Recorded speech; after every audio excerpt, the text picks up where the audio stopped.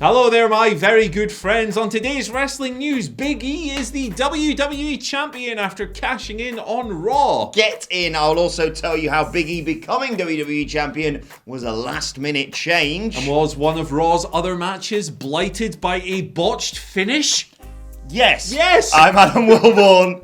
It's the news. And this is the news. Forgot to say my name, but we're going to kick things. That's how happy we are about Big E winning the WWE title. I forgot my name. You probably forgot Wrestling something. is good again, everyone, across the board. Raw is the best show of all time, and Big E is the WWE Champion. So this played out in the main event. Although this story really started before Raw, Big E tweeted out, "I'm coming to Raw." Sorry to interrupt. I'll actually tell you it started before Big E tweeted it out. Because guess who called the shot on the Raw preview podcast, baby? Never got a prediction wrong. Anyway, sorry. Big E Literally tweeted. never been wrong. It's amazing. Yeah, Big E tweeted something to the effect of, "Yeah, I'm coming in, I'm cashing in, and I'm going to win the WWE title." Called a shot. Swish. And then he did exactly that. So there was also a report from Fightful Select around about the same time talking about how there'd been some changes for this week's episode of Raw and indeed NXT. There's no word on whether or not that report is connected to the report you're going to cover in your story, but it's interesting nonetheless. So Big E showed up on Raw. He was in the opening segment. Randy Orton, Bobby Lashley, everything else. Lashley versus Orton in the main event. Hot-shotted from Extreme Rules onto Raw. Lashley won. Orton got too distracted messing around with MVP on the outside.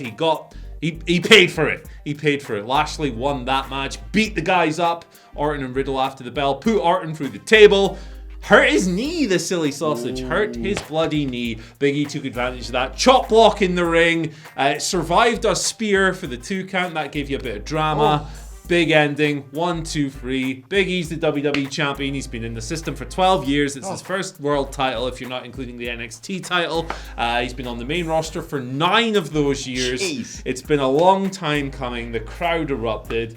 It was just a nice moment, wasn't it? You feel good when good people do good things, and this was a good guy getting a good thing. This was fantastic. I really enjoyed this episode of Monday Night Raw. Good episode, Because like you say, last minute changes to Raw and NXT. I was going to say, what, make them good? Yeah. Like, it was like entertaining. There was lots of stuff happening. You got Jeff Hardy not buggering about the 24/7 championship, but having a really entertaining US title match. Bit of a promotion, that, isn't Yeah, it? exactly. And then, Big E. I mean, what is there to say about this absolute legend? I mean, genuinely, from all of us here at WhatCulture, massive congrats to him, of course. It could not happen to a nicer guy. Yeah. We've obviously done stuff with him in the past with his Our Heroes Rock thing. And, he's just been... the guy that you see on TV, that's not fake, that's genuine, that's a real guy. And you just fantastic, like just the feel, the change of emotions of mine towards Monday Night Raw off the back of this is drastic. And now I think, maybe Raw's going to be all right, because with Big E as the figurehead, you look at that reaction. Yeah. Like I think Sidge pointed out on Twitter, he targeted the bloke's leg that was injured after he'd already gone through another title match. That's potentially a little bit heelish. But I can't find a single person who's like, Big E's world champion. Yeah. Everyone is so happy about this. And it's just fantastic. To continue on though with our stories, let's talk about the fact that this was a bit of a last minute change. This coming courtesy of Andrew Zarian of the Mat Men Pro Wrestling Podcast. Thank you once again, Andrew, for this. Because it wasn't meant to happen on last night's Monday Night Raw. It has been changed because the original plan was for it to go down on the WWE draft. Now that's going to go down, of course, 1st of October for SmackDown, 4th of October for Monday Night Raw. It was going to go down on the 4th of October show, on the Raw show, but they've bumped it up, and I expect this show. I'm very intrigued to see what it does in the ratings now, because this isn't just a WWE Championship match. This is a WWE Championship match with a glaring thing, not just on Big E's Twitter, but then WWE on Fox and all the others picked it up and were like, it's gonna crash in, make sure you watch tonight. And they made sure the show was sort of built quite well. It wasn't like opening bit with, Orton and Lashley and Big E going, I'm gonna bloody crash in, and then just dross. It was, like Spliss giving Charlotte Flair $1. Carrying cross. But mostly good. And then the title match and the cash-in, just brilliant. Yeah. I mean, this show's going to do a good number for sure.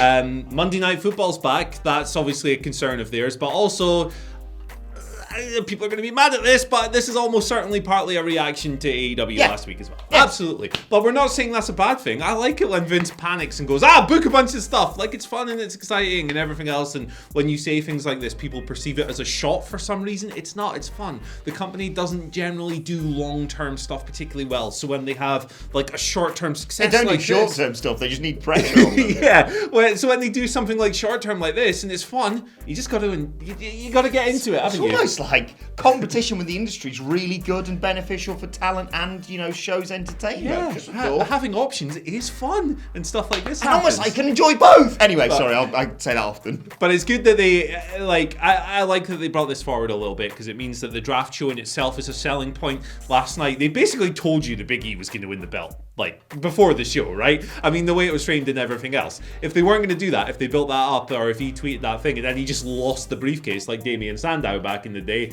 that would not have gone down well at all. I know WWE, there was still a bit of me, and I was like, I've no doubt he's going to cash in. Yeah. Whether he's going to win the title. Well, I was sitting there going, when I saw the thing, I was like, cool, so Kofi or Xavier, they're going to turn on him now, and it's going to suck, and it's going to be the worst thing ever. I'm glad they didn't do that and just let us have a nice thing for a change. Right, so we're going to try and move away from the great stuff coming out of Raw and talk about what was like the weirdest finish of the year. I mean, it was the things on top of each other, because it's one thing to accidentally pin someone. It's also, you'll get into it. Yeah, so something went wrong here. Nikki A.S.H, Tamina, one-on-one. Tamina dominated much of it, but then Nikki A.S.H hit a tornado DDT off the top rope, pinned Tamina. But Tamina seemed to kick out just as the referee's hand was hitting the mat. There was maybe like a fraction of a second in it either way. The fall was counted. Nikki won the match. Mm-hmm. But then they announced Tamina as the winner. What? And played Tamina's entrance music. So one of two things has happened here. Either Tamina was originally booked to win and the match wasn't scheduled to end there, which is why her name was read and why the music played, because that was queued up and in the script and everything else. Or Nikki was supposed to win and they just messed up the music and the ring announcement. The commentators were very confused by this. The referee straight away was like talking to Tamina, explaining what happened and everything else. But what? It was a mess. Andy.exe has performed an illegal operation trying to comprehend this. Can you please? I know, I can't help you out here, brother. Like you say, I was watching this and I thought maybe Tamina got her shoulder up and maybe the referee counted. I know there was a period, I remember Cody talking about this years ago, where referees got bonuses for calling falls even if they weren't meant to be the finish, as sort of like an incentive. Like a shoe. Yeah, exactly. But I felt like she got her shoulder up, or even if she didn't, there's a good story there of like, actually I got my shoulder up, but Nikki thinks she's won or whatever, and it's just a bad referee call, which is fine because they undermine the referees all the time.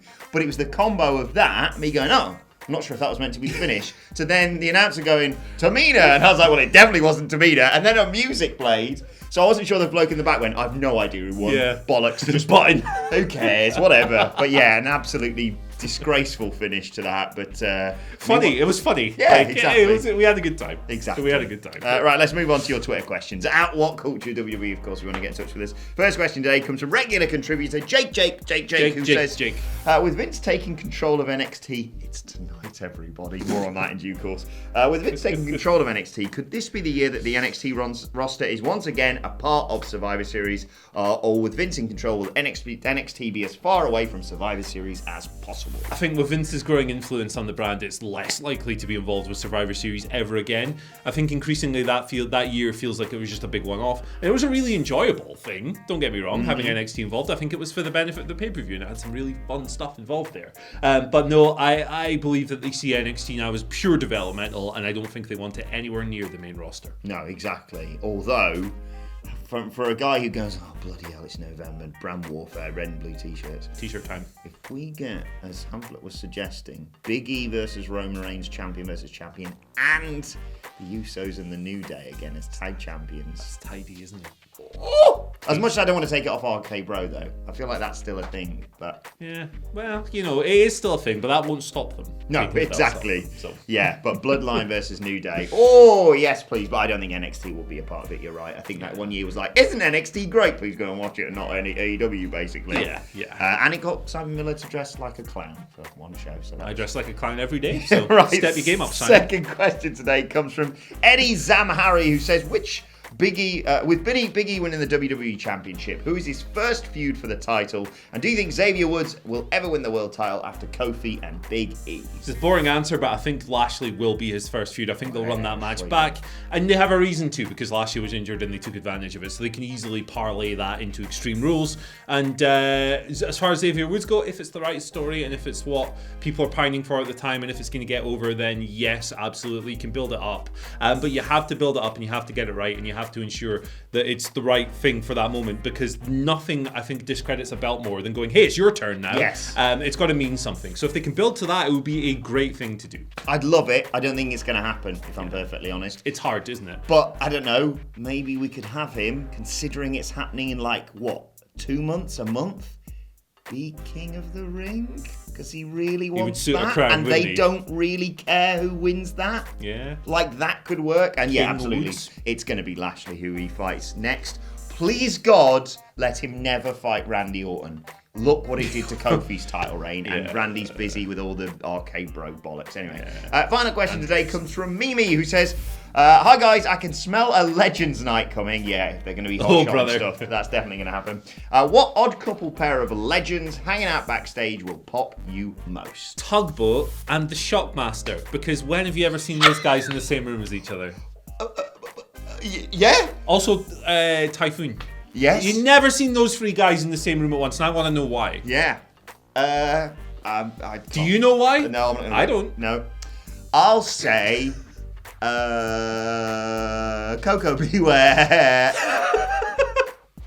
Scotty Too Hot. I just want to see Scotty Too Hotty on telly, man. Like, is that too much to ask, honestly? I know that you had him be a zombie. Why don't you just let him do the worm? Yeah.